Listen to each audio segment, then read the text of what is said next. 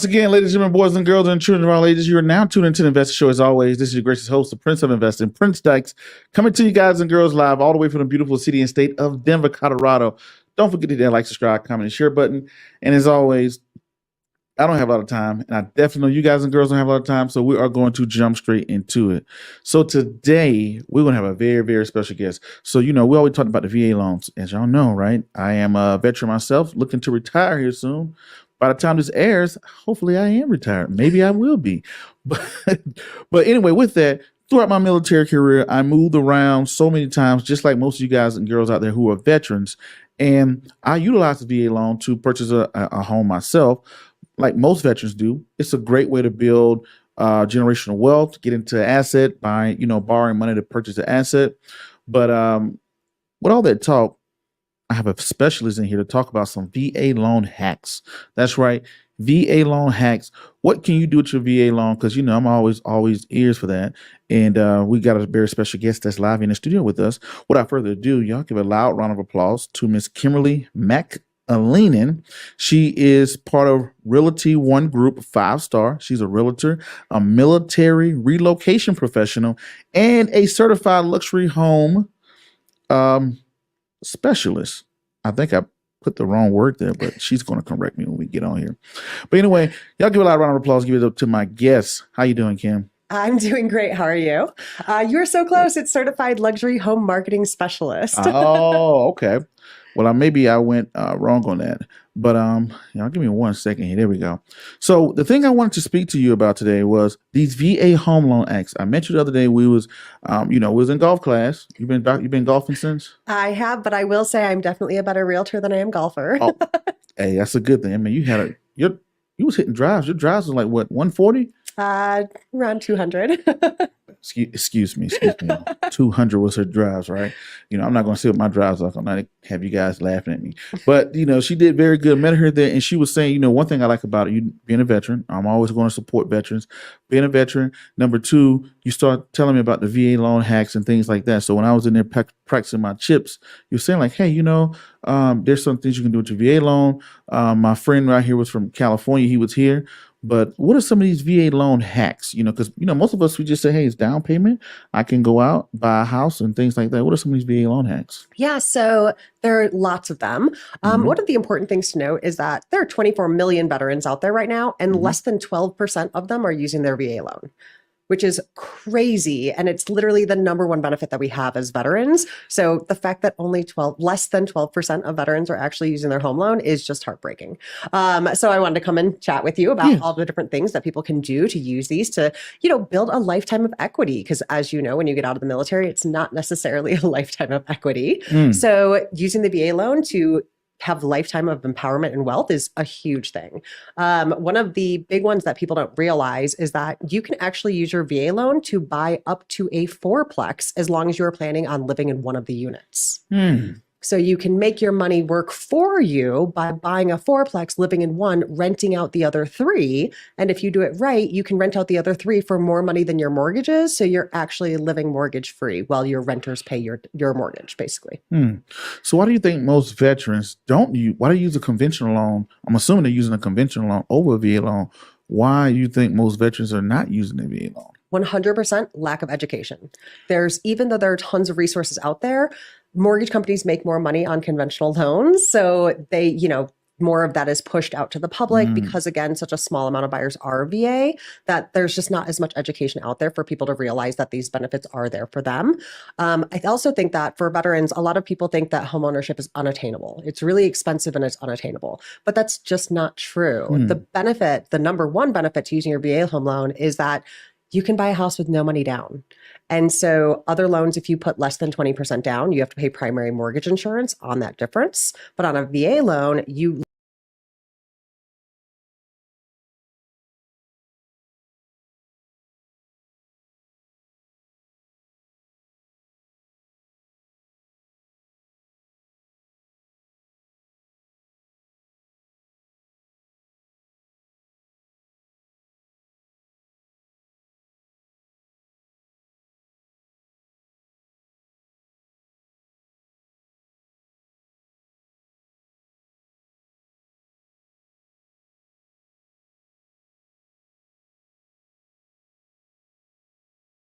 Once again, ladies and gentlemen, boys and girls, and children of all ages, you are now tuned into the Investor Show. As always, this is your gracious host, the Prince of Investing, Prince Dykes, coming to you guys and girls live all the way from the beautiful city and state of Denver, Colorado. Don't forget to hit that like, subscribe, comment, and share button. And as always, which is crazy. And it's literally the number one benefit that we have as veterans. So the fact that only less than 12% of veterans are actually using their home loan is just heartbreaking. So I wanted to come and chat with you about all the different things that people can do to use these to, build a lifetime of equity. Because as you know, when you get out of the military, it's not necessarily a lifetime of equity. So using the VA loan to have a lifetime of empowerment and wealth is a huge thing. One of the big ones that people don't realize is that you can actually use your VA loan to buy up to a fourplex as long as you are planning on living in one of the units. So you can make your money work for you by buying a fourplex, living in one, renting out the other three. And if you do it right, you can rent out the other three for more money than your mortgage is. So you're actually living mortgage free while your renters pay your mortgage, basically. So why do you think most veterans why do you use a conventional loan? I'm assuming they're using a conventional loan over a VA loan. Why do you think most veterans are not using a VA loan? 100% lack of education. Even though there are tons of resources out there, mortgage companies make more money on conventional loans. So they, more of that is pushed out to the public because, again, such a small amount of buyers are VA that there's just not as much education out there for people to realize that these benefits are there for them.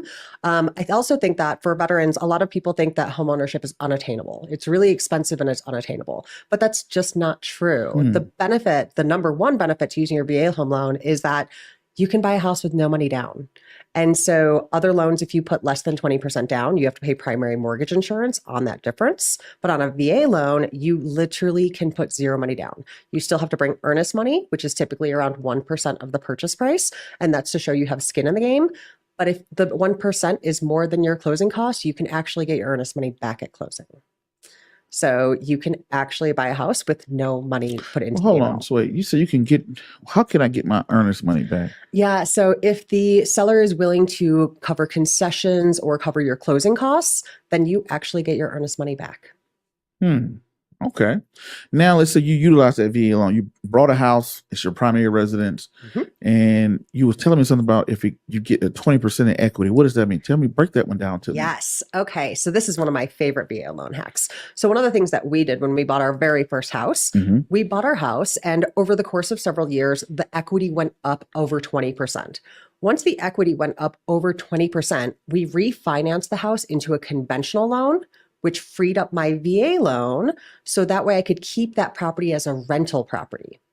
And by waiting till it went up 20% equity on paper, when you're taking out refinancing the loan at the new value, it looks like you're only taking out the loan for 80% of the current value. So there's no primary mortgage insurance on that 20% that normal people would have to put down. You're just putting it down in the form of equity. Okay. So walk me through this. Yep. So I own a home. It goes up in 20% in value. Say you bought a home for $400,000, it goes to $600,000. Well, hold on, 20%. That's 20% would be $480,000. Yeah, before I was about to say, I was about to say $600,000. That's like 50, right? Yeah. So okay, it goes up to $480,000, right? Now that it goes to $480,000, you turn it into a conventional loan. Now you're free to use your VA, right? Then you go acquire a rental property, you said? So it has to be, with your VA loan, it has to be your primary residence. So you could buy a fourplex as long as you are planning on living in one of those units as your primary residence. Okay. And now you have 3 more rental properties that are paying your mortgage, basically. Okay. So, I get what you're saying. You're saying that, hey, if you wanted to rent out your primary residence, and say, hey, I'm going to turn it into a conventional loan because we're relocating. We're moving to You don't even have to Georgia. move. I still live here and my rental properties are here. Okay. You have to leave. But I would have to leave that particular home because it's my primary residence, right? So it's only your primary residence when you buy it. So Okay. I bought my first property on my VA loan with no money down. Got it. Great. All good. Over the course of several years, it went up 20% in value because thank you, Denver real estate. I know, right? So it went up 20% equity. I refinanced into a conventional loan, had my VA entitlement reinstated. So turned that property into a rental once it was on the conventional loan. That freed up my VA loan for me to buy my next property with no money down. And so now I'm in the next one. Gotcha. And you're renting the other one. Correct. Got it. So it's like, hey, I brought it home for 400. It went up to 480. I got orders to leave. Right, how it happens in the military all the time. You know, hey, I got orders to leave, or hey, I'm retiring, I want to move, or whatever the case may be. Turn it into a conventional loan, then frees up your VA loan. Frees up your VA loan, then move to your new home that you don't have to put nothing down.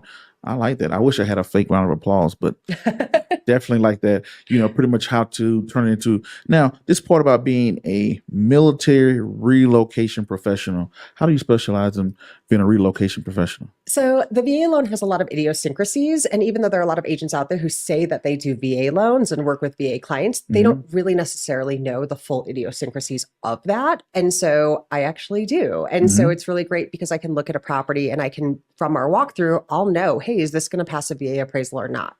What are the things that would have to be done in order for it to pass the appraisal? And is the seller willing to address those issues? So things like that. And then again, because so many of my clients are military and they're constantly being moved from here to there, I actually do a lot of showings via FaceTime and live video showings because a lot of my clients are still in the military and can't necessarily come out to do home shopping. Okay. So when you look at a home, how do you know if a home is not going to pass the VA inspection? It's all about safety standards. So anything that is a government-backed loan, which a VA loan is, it has to pass certain safety standards. So when the VA loan was originally created way back in the day after the World War, they were like, a house needs to be, government will fund it, but soldiers need a place to live immediately. So they can't move into something that's falling apart and dilapidated or unsafe because for one, government's not going to fund that. And for two, it wasn't safe for the soldiers. So there are certain standards, things like, you know, if you have stairs that are higher than 18 inches, there should be a handrail, or gutters should have a downspout extension, which shows that the water is flowing away from the foundation instead of towards the foundation. There can't be any peeling paints. That was created back when there was lead-based paint. Even though most houses no longer have lead-based paint, peeling paint on the inside could still have it. Peeling paint on the outsides means the property is going to fall into disrepair faster. So the government only wants to give out their money and back your loan if they know it's going to be a safe property for you to live in. Okay. All right. Now, what are some other hacks that are out there? So what are some other things I can do with this VA loan? You just taught me how to take my primary residence and turn it into a rental property and being able to free up my VA loan for the second time. What are some other things out there people may not know about the VA loan? So the biggest thing is really up to the fourplex. So there's so many people who think that your primary residence means you have to own and live in the entire building, but that's not true. It can be a duplex, it can be a fourplex, as long as they all have the same address. So it can be, you know, like unit 1, 2, 3, 4, but if the duplexes are, you know, 123 Street versus 125 Street, then that's not necessarily the same. So you just want to make sure that it's like, oh, I'm buying this entire building instead of just buying one unit. It's all about making your money work for you. And so by buying a multiplex as your primary residence, renting out the other units, everybody's paying mortgage. They're just paying your mortgage. And so not only is your mortgage very little because you're charging rent to the other 3 tenants, but you're gaining all of the equity over that time as well. Okay. So it's not just about the cash flow. A lot of people, when they think about rentals, it's all about the cash flow. Well, it's not actually, especially in Colorado, real estate isn't about your cash flow. And yes, do you want to be cash flow positive? Absolutely. But my long-term equity gain is much bigger than my small monthly gain, if that makes sense. Okay. Now I got to ask you this question. You know, where do you feel the Denver market is at right now? Do you feel it's in a peak era, recessionary? You think we're at the peak, starting to fall off? You think we're at the bottom? Or you think we are expanding, like we are in an expansion area that we hadn't even hit that peak yet? What are you thinking? So we actually see this every fall. So every fall when school starts back up, the market drops significantly. And that's because there's a great amount of home buyers who have children and they're not willing to move during the school year. So everybody every fall freaks out and they're like, oh my God, the market is dropping. It's just adjusting. It'll be fine. In the spring, it's going to come back. It does every year. And obviously I can't foresee the future, but historically, every year when school starts, the market drops just a little bit, which is the perfect time to get in as a first-time home buyer or VA buyer. And then in the spring, when everybody's now willing to move because the deal would close, and then it's the end of the school year, the market picks back up. So right now, Denver, Colorado, we're short about 94,000 properties for the number of people that are here trying to be homeowners. So Have markets gone down just a little bit? Yes. But by this time next year, they should be back where they were. So, we just see this every year. And really, the fall/winter is my favorite time to get VA home buyers under contract because it's less competitive. With all the people who have children that are not willing to move, there's less buyers. And when there's less buyers, you have to give up less. So when you have 100 buyers for one house, it's a feeding frenzy. And sometimes VA buyers can't compete with these cash buyers who are putting 100K down or 300K down. But when those buyers dry up in the winter, that's the perfect time. And I actually just closed a client who we got part of their closing costs covered by the seller, in addition to got it under list price. So it was perfect timing for my VA buyer because they had been continually beat out by cash buyers. And once those buyers are out, now their offer looks super appealing and the seller's willing to give a little bit more. Okay. So with the interest rates, right? 2-3 years ago, interest rates, you got a home loan at 2 point something, whatever, 2-3 years ago. Now everybody's getting 4s and 5s, or on the conventional side, they're getting 6s. How do you think these interest rates? You think these interest rates are going to cool down the market? What do you see? So the interest rates going up definitely cooled down the market significantly. However, people who looked 3, 4, 5 years ago, 6% was what the rate was 4 or 5 years ago. So yes, we had a crazy portion of our lives the last 2 years where we saw historically low rates that we will probably realistically never see again. Wow. But interest rates at 4 and 5 and 6, these are actually still really good interest rates. And so there are so many people out there who paid 14%, 11%, 9%. And so even coming down to 5 or 6%, that's still a huge decrease for the majority of the buyers that are out there. So for the people who bought in the last 2-3 years, you're amazing. Congratulations. But just know that's not something realistically we can expect to see again. And at the end of the day, if you're paying rent, your interest rate is 100%. 100% of your rent payment is paying somebody's mortgage. It's just not yours. Yeah. So every time somebody's like, oh, rates are really high, I'm like, okay, well, what is the rate on what you're paying on rent? That's true. 100%. Now I got to ask this question, right? So one thing that in my junior years in the military, what kind of kept me away from purchasing a home was like, I got to relocate. I got to leave. What if it's, what if the market goes down? Because I came in 03, right? And in 03, right when I got to that position to where I can buy, that's when the market, 08 happened. Right. And I saw so many people go through dismay and stuff like that or whatever, that I got PTSD that I was like, oh, I don't want to have that. People lost their clearances and lost their homes and got into all this stuff. I became, kind of timid on jumping into a house until I got more financially educated. Then I finally found a place or area first. I looked for an area that I could capitalize in. Now, I have a young sailor that I just spoke to the other day. He said, hey, I just purchased this home, right? He purchased a home. I think he had to probably pay like $500,500, which is pretty low. But I think all the houses around here probably mostly pushing 6 or something like that. But so he purchased a home and he's kind of scared. Like, well, when I leave, should I rent it or should I sell it? What do you have to say to that person? I think you should try to find a way to keep it. But he's saying that with the upkeep and the stuff like that, dealing with renters, I don't know if I want to deal with it that long. What do you have to say to that person? Or what's some tools that they can utilize if they got those orders, it's time to leave, and they're thinking about selling that house or keeping that house and renting it? So my favorite 2 words when it comes to things like that, property manager. It's super easy. So it's really important to find a really good property manager. You do ideally want to keep the property. So, obviously if you need that money for something else, go ahead and sell it. But really, I want my fellow brotherhood and sisterhood of military to maintain that property and keep it as long as humanly possible. Like, even though we do have retirement from the military, it's not necessarily enough to make up for the cost of living increases that have happened. So really, I would hold that property. I would hire a great property manager and hands off the whole thing, hand it to your property manager and let your property manager take care of it. Now, what about those horror stories? People say, hey, man, my mortgage is $2,800. I'm renting it out for $3,000. I don't know, $3,200. And then they're saying, hey, I'm paying the property management, paying the mortgage. I'm only left with maybe $100, $200 a month. And then boom, the toilet breaks. There goes my profit for the year, blah, blah. Do you tell that person to keep it at all costs? Or do you say, hey, maybe you should look into doing something different? So I get this question a lot because a lot of people are like, oh, if it's only cash flow positive $100 a month, is it worth it? Yeah. Well, the better question is, what is the equity growth over that time? Mm-hmm. So one of my rental properties, I think we only cash flowed positive about $6,000 over the course of the year. Mm-hmm. And then we had to replace the water heater. So that drops it down to $4,000. Yeah. So even though we only cash flowed $4,000 on that property, we gained $47,000 in equity that same year. Mm-hmm. So that $6,000 is great. That $4,000 is great, but I'm not keeping it for the $4,000. I'm keeping it for that long-term equity growth.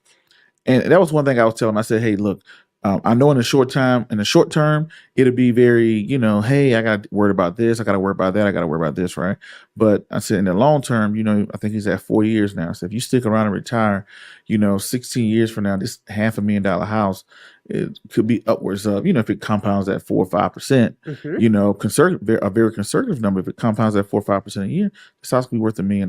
Right. Mm-hmm. And then in that next 16 years, you may only owe 300 on it.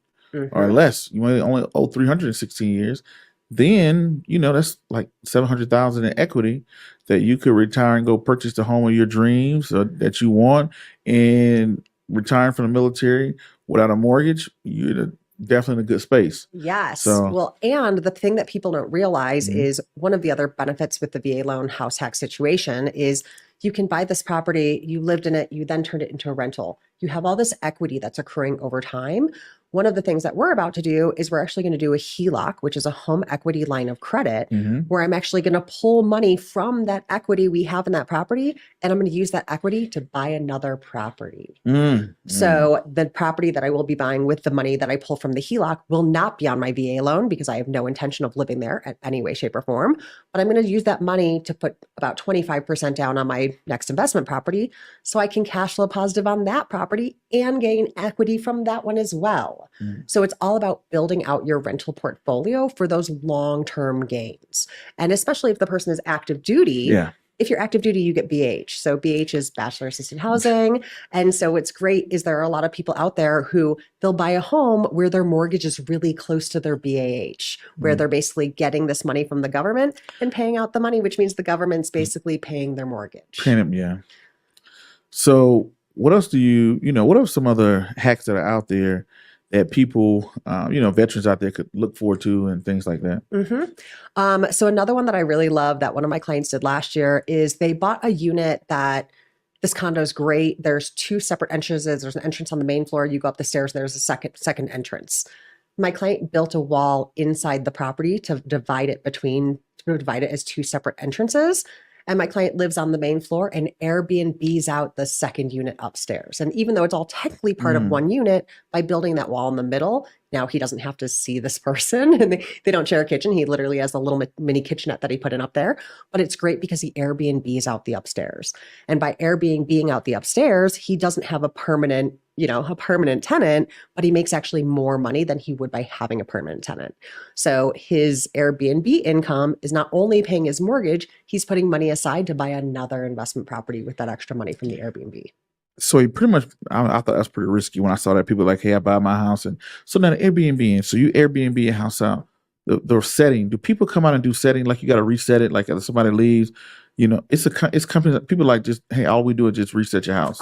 Absolutely. There are absolutely people out there who, again, property managers, they're property managers for Airbnbs as well. They'll take control of the listings. They'll take control of the bookings. And what's even better is if you find a really good one, at the end of the year, they'll give you your statement that you give to your accountant. So you don't even have to worry about the money side. They literally issue you a piece of paper at the end of the year. You turn it to the accountant. Everything is handled for you. Now I'm attracted to it when I hear that part. Because, I've used Airbnb on the other side. I'm like, now I want to come and have to change sheets and towels and, clean it up and have 2-3 days to clean it. Then, to get out there. But same day turnaround. Same day turnaround. So, dude, these companies, these third-party companies who do Airbnb management, they just take care of the whole property. That is their entire job. What's their fee? You know what? It varies per area. So I'm not really sure. I know that for a long-term tenant, so when I say long-term, I mean more than 60 days. So long-term tenants, the property management fee is usually around 10%. So if your rent is $3,000, I'm usually paying $300 of that to my property manager. Gotcha. But at the end of the day, for me, it's worth it because when the toilet doesn't flush at 2:00 in the morning, I'd much rather they call the property manager than call me. Okay. So what's some other hacks that are out there? I mean, those are really the biggest ones that I think people are not using. I mean, people just aren't using the VA loan at all, like, you know, less than 12% anyways. But those are the really big key ones. And I think that if we go into more detail about too many of them, I think people are going to be a little overwhelmed and they're going to be like, oh, there's so many options. I don't know what to do. So I would say if it's something that you are deeply considering using your VA loan, whether it's for your primary residence or your primary residence now and you want to hack it later, then the important thing is to find a really good agent out there. Okay. So I got to ask this question here. Can you break down what's the difference between the VA and the conventional? Because that's probably why you don't have a lot of veterans that use it. What's the difference between the VA and the conventional loan? Yeah. So the two big differences, one is not paying PMI. So if you, on a conventional loan, if you don't put 20% down, because everyone's like, oh, you need 20%. On a conventional loan, if you don't put 20% down, you have to pay primary mortgage insurance, which is an additional fee on the amount that you're not putting down. So on a VA loan, you can put 0% down and not have to worry about having this additional fee that you're getting hit with. So that's a big one. And then again, the bigger difference is just as far as the safety standards. So on a conventional loan, I could buy a property that is completely falling down and it's one ninja kick away from going down. You can buy that on a conventional loan. On a government loan, you can't. So VA loans do have to be safer and more standard ready for you to move in. With that being said, they can be old and they can be dated. They just have to be safe. So our first property was 49ers red and brown, and it was horrible, but it was safe. It was just ugly. So not a problem. We bought it on the VA loan, and then we just started getting permits and tearing things down. So, you know, it can be dated. It just can't be bad. It just has to be safe and good. Okay. So, Kim, somebody's out here, they're watching you, they're saying, hey, you know what? She's so cool. I like her. How can they reach out to you? How people can find you? Yes. So please reach out to me on all social medias. My hashtag is Kimberly Loves Real Estate. It's also my email address. So KimberlyLovesRealEstate@gmail.com. It's my handle on Facebook, Instagram, all the social medias, Kimberly Loves Real Estate. Gotcha. Okay. Now I want to touch into luxury homes. What is a luxury home? And, you know, you're a certified luxury home. Is it moving specialist? Marketing specialist. I think I wrote it down wrong when I wrote it down here. So you're certified, you know, marketing specialist. Tell us about these luxury homes. Yeah. So a luxury home is anything that's in the top 10% of the price point for each county. So it varies per county. So obviously the price in Denver County is going to be a little bit higher than some of the other counties that are in the outer-lying areas. But really it's all about marketing to the right people. So, you know, if you're going to spend a whole bunch of money marketing this gorgeous luxury property, marketing to a bunch of people who only make, you know, $40K a year, you're hitting the wrong crowd. So you need to know who your buyer is and then market to those people specifically. Got it. So, and I would say that's actually the same with every property, whatever the price point, you just have to identify who your buyer is for that price point and market to those people specifically.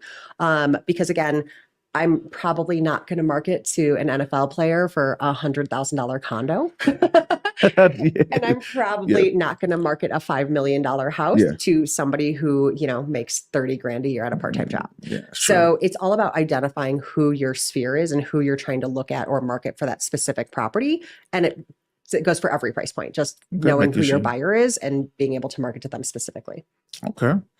Well, is there anything else you want to leave us before you leave? I would just say that the VA loan is literally the number one benefit that we have, both as military and as veterans. And there are lots of things that people claim are benefits as being when you're a veteran, but this is actually the number one benefit. And housing is essential. We get paid BAH when we're in the military. Use it to buy a property. Use any income you have. And I'm not saying go broke over this property, but I am saying like, use the money they're giving you to make you more money in the long run. Like in the long run, we just, you know, I want veterans to be able to feel like they're not scraping by paycheck to paycheck. And if you get to the point, so let's say you bought a property today and 10 years from now, you transitioned out of the military and you changed careers and you lost your job or whatever it may be, knowing that you have this property in your back pocket, that if you had to cash out, you have it and it's there for you.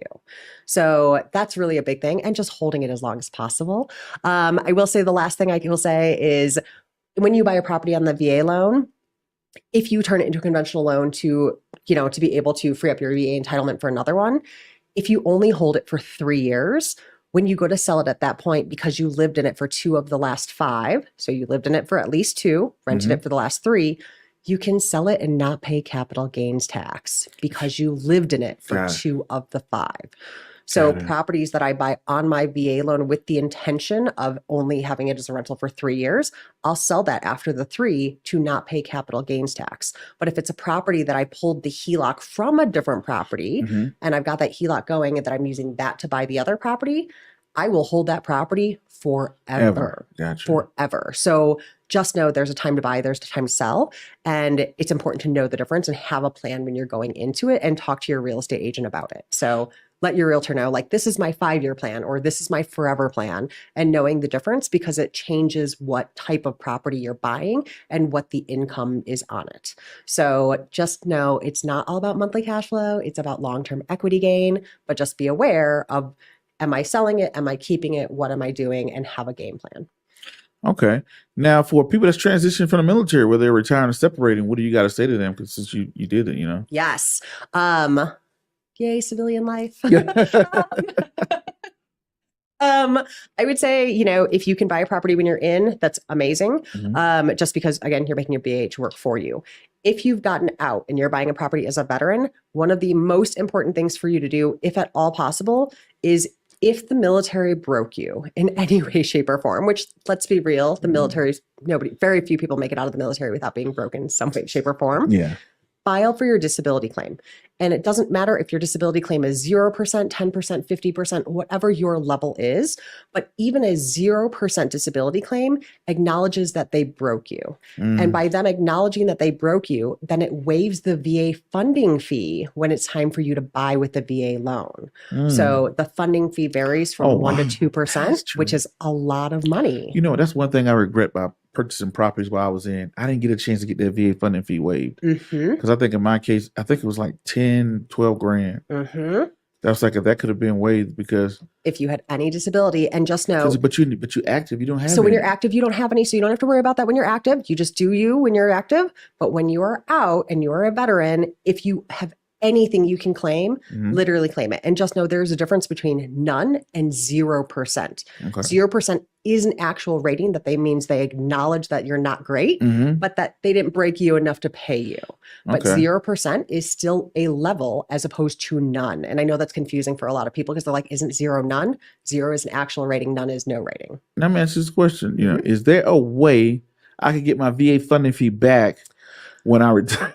Unfortunately not. Unfortunately not. However, if you have just gotten out, let's say you're getting out next month. I mean, I know for you, you're looking at December, but let's say you're getting out next month. Well, if you file your disability claim before you start the home buying process, even though the disability claim won't be completed before you're done with the home buying process, once your disability claim comes in, because you filed before the process, you will get your funding fee reimbursed to you. So for a lot of my clients who are just getting out of the military, they did their 20 and they're looking to transition to the civilian life where they'll have their forever home and don't have to move every 3 years. I'm always like, hey, file your claim before we go down this rabbit hole, because then you can get that money back. Got it. Okay. Well, I think we covered everything, right? Yeah. I mean, I think there's a lot more idiosyncrasies to it, but I think that that's the big gist that people are missing out on, is making your money work for you as a veteran. Like, we paid our time, we paid our down payment in the form of our service in the military. So that's my down payment. So use that to your advantage and buy a house with no money down. Keep that for a lifetime of equity. Okay. Definitely. Thank you for, being on, first time. How was it for you first time? It was great. It was great. It's always great getting to chat with you.